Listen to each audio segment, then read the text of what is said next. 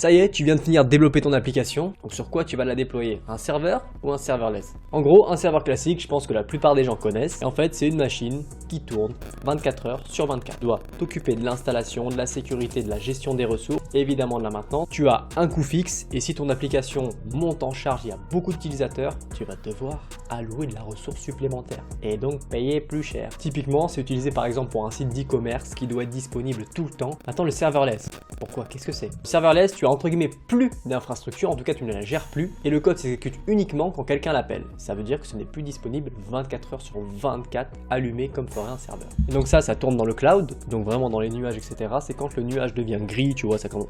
Ça pue la merde. Désolé.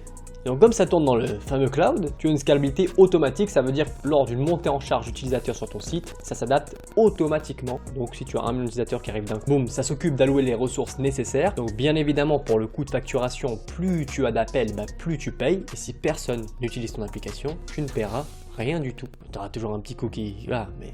tu ne paieras pas l'utilisation en fait des fonctions qui appelleront ton code. Un des soucis que tu pourras rencontrer, c'est le call start, donc le démarrage lorsque ton projet n'a pas tourné depuis un moment.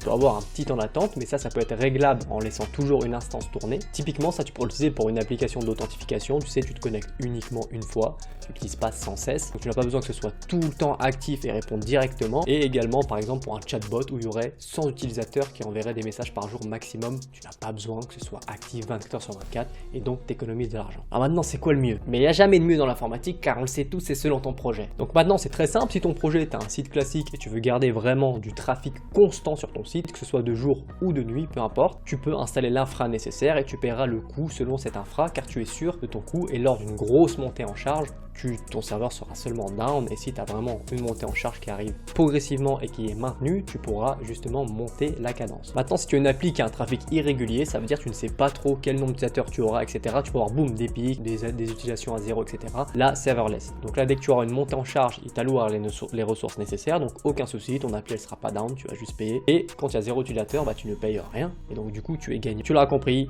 peu de requêtes, peu d'utilisation de ton application serverless. Si tu ne sais pas le trafic que tu auras, par contre si tu es sur ton trafic, utilise un serveur classique et alloue les ressources nécessaires. C'était tout, ciao ciao.